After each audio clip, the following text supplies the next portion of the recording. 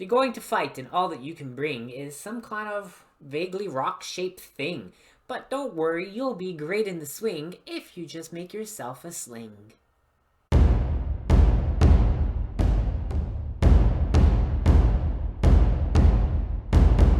Hi friends, Lauren here again, and this week we're talking about the sling because LeoYthegamerguy had asked for this last year and hadn't got to it because I couldn't find where I had any of my actual made slings. So I've cobbled something together just so we can talk about the basics of how a sling works. Because, you know, whether it's movies or, you know, especially in role-playing games and video games and stuff, you might have a sling and you might be slinging stones. And it can actually be quite effective. It can be dangerous. And I've done some slinging with my sword friends. I made slings for us, and like I said, I wish I knew where they were. So I had a proper sling because, you know, they're engineered and corded and cut and form a proper pocket, but it doesn't matter. All we need to know is that this is an ancient weapon and tool used for hunting, of course. You can sling a stone at something and it is moving fast and it can knock it out or kill it. Examples go back to 28 BCE, 2800 BCE, not 28 BCE, 2800 BCE in South America, I think. They've got some old examples from North America and from Egypt. So at least 3,000, maybe 4,000 years ago, maybe even 5,000 years ago, some evidence. But because they're usually made out of, you know, woven fibers or leather or materials that biodegrade, decompose really quickly, it's really hard to find the remains of the actual slings. But we know that there are a lot of ancient accounts of slings, and we know that there are, of course, Greek and Roman examples, and sling bullets cast out of lead or clay that have survived, so you won't just mistake it for a random river rock, but it's purpose-made. And maybe most famous amongst all the slingers in antiquity, all of history, the Balearic slingers, who come from Majorca, those islands that are just east of Spain, and from a young age, they train with slinging stones. It's a very good shepherd weapon, of course. David versus Goliath, right? Goliath, big, strong, armored giant, and David the shepherd boy with a staff and a sling, and he knocks out Goliath with the rock and then takes his sword and cuts Goliath's head off. So he takes Goliath's own sword, decapitates him, becomes a hero, becomes a king. Pretty impressive. All because he was able to launch a rock. But don't be fooled, because this might be moving at 100 miles an hour, 160 kilometers an hour, but 150 feet per second, maybe faster. I mean, those are averages. 150 feet per second is not like a firearm, which is probably, you know, pistols are going 7, 8, 900, maybe upwards of 1,100 feet per second for some things. But when you think about the mass of this, the energy you've put into this in order to move this at 150 feet a second through the air, that's a lot of energy. And when it impacts, it's going to break the skin, it's going to give you concussion, could knock you out, could kill you. If you're wearing a helmet, it's going to literally ring your bell. You know, it's going to stun you for a couple of seconds. Sure, you'll be protected, but you've got that hit. So you've got a large object. And now we're looking at least, you know, 50 grams. You could sling something upwards of 500 grams, half a pound, really. But 100-gram stone, if I can get that to move at 160 kilometers an hour, that is going to ruin someone's day. And you have to think about, you know, ancient Rome, after fighting Hannibal and seeing the effect of Hannibal's use of the Balearic slingers and then adopting them onto their own auxiliary troops. Several hundred slingers lined up, and these rocks moving at 160 kilometers an hour in a rain coming down on you. That's a lot. That's pretty scary. That is definitely going to distract you. That's really going to break up the charge of your formation, and that's going to allow enemy infantry or cavalry to come in on you. And yeah, it's all because it's just a little piece of leather, or it could be made out of woven fabric. It could be like a little net cup. It could be like a little mesh. But how it works is pretty simple. So set the stone aside for a second.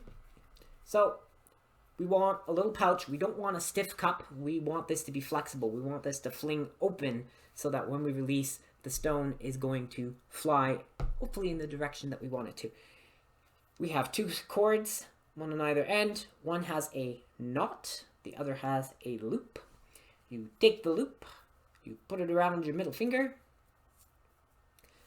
You take the knot, you pinch it with your thumb and forefinger. You need to make sure that you've got it measured properly, like that.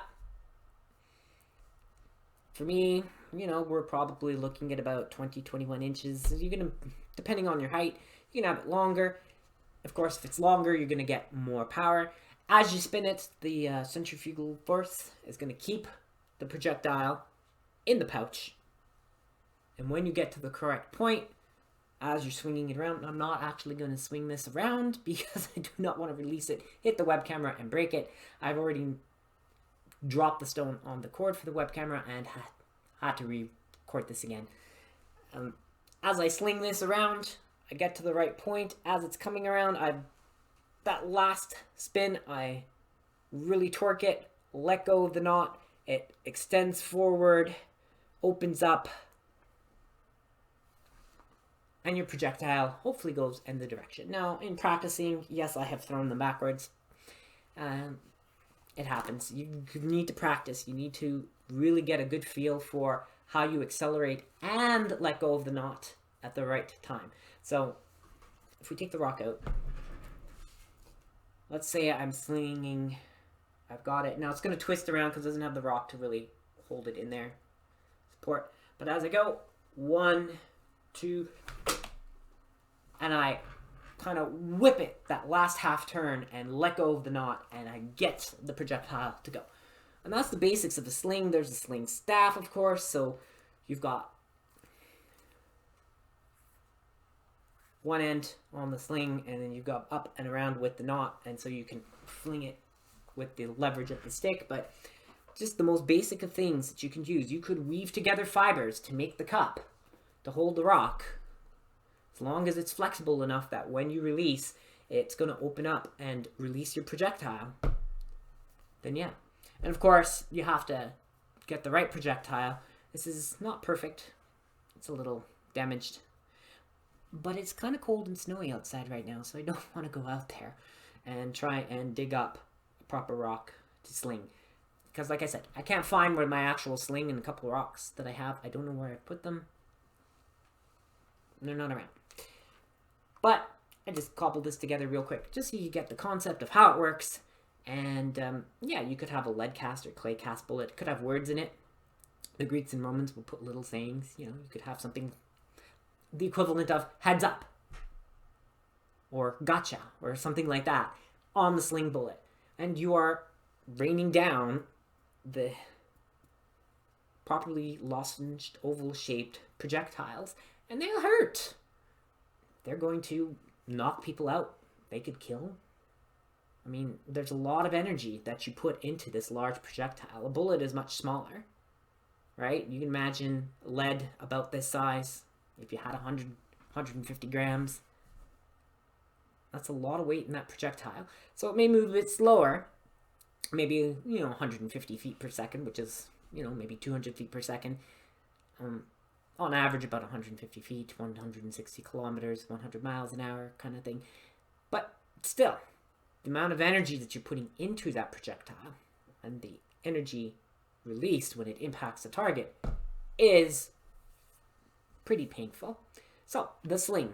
Is it really just underrated little item? Well, if you practice with it, you can be fairly accurate. You can launch things quite a good distance. I mean, several hundred meters, right? We see their use into the early Middle Ages, still written in accounts, 11th, 12th centuries.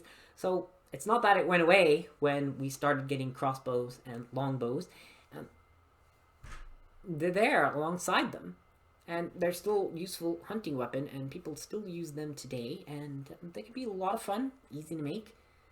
There are a lot of probably places and videos and websites you can go to actually make a proper sling with the proper design, little cuts and everything so that it shapes and cups properly. I didn't have time to do that today, but I just put it together so that I could give you the basic principles of how a sling works and just show you that, yes, it is an effective weapon. It is pretty cool, and it's been used for probably 5,000 years.